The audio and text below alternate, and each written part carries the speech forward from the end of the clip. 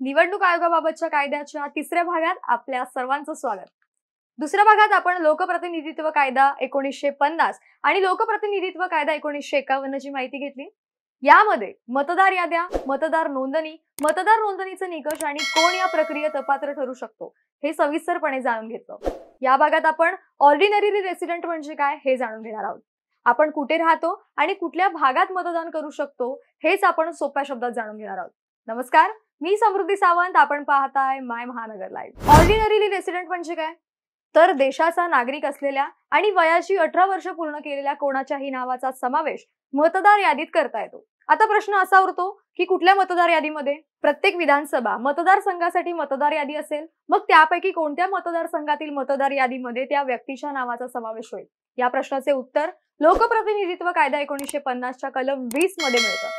तो किंवा ती ज्या मतदारसंघामध्ये सामान्य रहिवासी आहे तेथील मतदार यादीमध्ये त्याच्या किंवा तिच्या नावाचा समावेश होईल असे या कलमातून स्पष्ट होतं। पण या कलमाकडे जाण्यापूर्वी आपण याच कायद्याच्या कलम 19 मध्ये काय लिहिलंय हे पाहायला पाहिजे। लोकप्रतिनिधित्व कायदा 1950 च्या कलम 19 मध्ये मतदार म्हणून कोणाची नोंदणी करता येईल या संदर्भातील तरतुदी करण्यात आल्यात। कलम 19 मध्ये दोन गोष्टींचा उल्लेख आहे, त्यापैकी एक म्हणजे संबंधित व्यक्तीने वयाची 18 वर्षे गाठलेली असली पाहिजे, तर दुसरं म्हणजे संबंधित व्यक्ती ही त्या मतदारसंघातील सामान्य रहिवासी म्हणजेच ऑर्डिनरी रेसिडेंट असली पाहिजे। कलम 20 मध्ये ऑर्डिनरी रेसिडेंट बद्दल सविस्तरपणे लिहिण्यात आलं असून ही संकल्पना समजून घेणे अत्यंत आवश्यक आहे। ऑर्डिनरी रेसिडेंट म्हणून कोणाचेही नाव मतदार यादीत नोंदवून घेण्यासाठी तो किंवा ती त्या मतदारसंघातील सामान्य रहिवासी असले पाहिजेत। आता ही सामान्य रहिवासीची संकल्पना सविस्तरपणे कलम 20 मध्ये स्पष्ट करण्यात आली आहे। सामान्य रहिवासी म्हणजे संबंधित व्यक्ती कायमस्वरूपी तिथेच राहायला असली पाहिजे किंवा त्याचा व्यवसाय त्या मतदारसंघामध्ये असला पाहिजे असा अर्थ होत नाही। तसेच त्याचे स्वतःचे बांधलेले घर तिथे असले पाहिजे असेही नाहीये।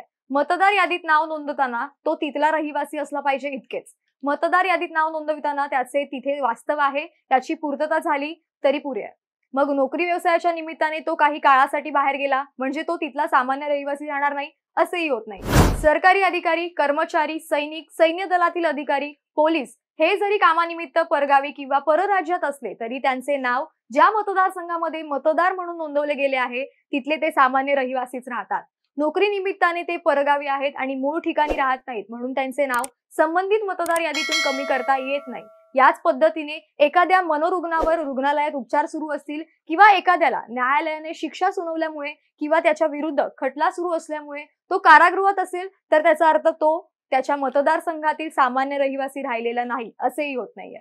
या संदर्भातील सविस्तर तरतुदी याच कलमातील पोट कलमांतर्गत करण्यात आल्या आहेत। जर एखाद्याच्या सामान्य रहिवासीपणाबद्दल काही आक्षेप असतील तर संबंधित प्रकरणातील सर्व तथ्य विचारात घेऊन केंद्र सरकारने केंद्रीय निवडणूक आयोगाशी सल्लामसलत करून तयार केलेल्या नियमांच्या आधारेच निवाडा केला पाहिजे असेही याच कलमात म्हटलं जातं। ज्योती बसू विरुद्ध देवी घोसाल हा भारतीय निवडणुकीच्या वाटचालीतील एक महत्त्वाचा खटला आहे। या खटल्यामध्ये सर्वोच्च न्यायालयाने मतदानाचा अधिकार हा मूलभूत अधिकार आहे की कायद्याने मिळालेला अधिकार याबद्दल सविस्तर विवेचन केलंय। त्यात सर्वोच्च न्यायालयाने म्हटलंय की मतदानाचा अधिकार हा पूर्णपणे कायद्याने मिळालेला अधिकार आहे। कायद्यातील तरतुदीनुसारच या अधिकाराचा वापर करता येईल, म्हणजे हा अधिकार अनिर्बंध नाही। लोकप्रतिनिधित्व कायद्यामध्ये केलेल्या तरतुदीनुसारच हा अधिकार मतदारांना वापरता येईल आणि त्यावर या कायद्याचेच नियंत्रण राहील। निवडणूक याचिका म्हणजे इलेक्शन पिटिशन कधी दाखल करता येईल, कोणत्या न्यायालयाच्या कार्यक्षेत्रात हा खटला चालेल, खटला दाखल करण्यासाठी कालमर्यादा काय असेल हे सर्व संबंधित कायद्यानुसारच लागू होईल।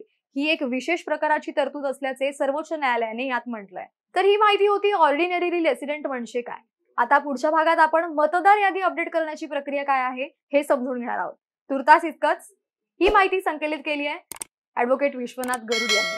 त्यामुळे असेच माहितीपूर्ण व्हिडिओ पाहण्यासाठी माय महानगर लाईव्हला सबस्क्राईब करा आणि हा व्हिडिओ शेअर करायला विसरू नका।